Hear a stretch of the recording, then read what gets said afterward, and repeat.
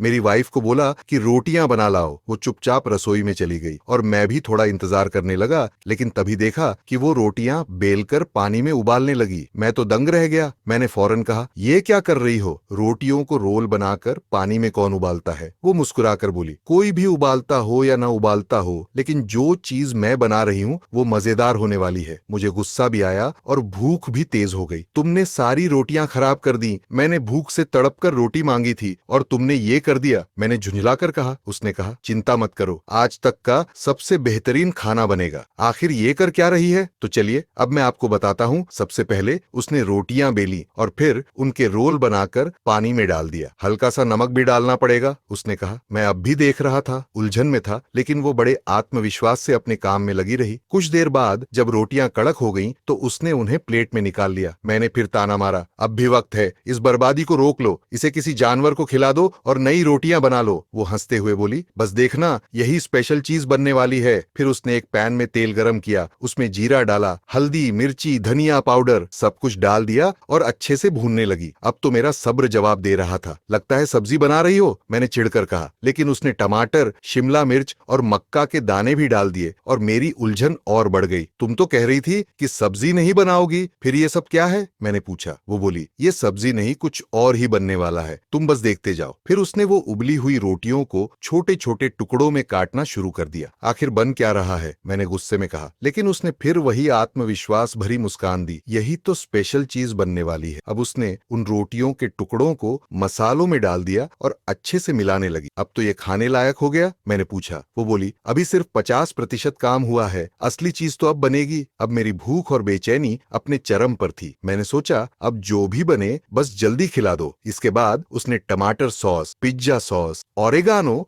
और chilli flakes डाल दिए। फिर उस पर हल्का सा चीज डालते ही मेरी आंखें फटी रह गईं। अरे, ये तो देसी पास्ता बन गया। हाँ, मेरी वाइफ ने आटे की रोटियों से पास्ता बना दिया था। जो चीज मुझे पहले बेकार लग रही थी, वो अब इतनी स्वादिष्ट लग रही थी कि क्या कहूँ। बच्चों ने जैसे ही पहला निवाला लिया, घर में होड़ मच गई। मुझे और चाहिए, मुझे ज्यादा दो। यकीन मानिए, ऐसा लाजवाब पास्ता मैंने पहले कभी नहीं खाया था। अगर आपको भी ये रेसिपी अच्छी लगी तो अपने बच्चों को जरूर खिलाइएगा। गारंटी है आपको भी मजा आएगा और बच्चे तो दीवाने हो जाएंगे। भाई साहब, इस पास्ता को जरूर एंजॉय करना। थोड़ा सा चीज ऊपर से डाल लेना और बस मजे लो। Thank you, bye guys.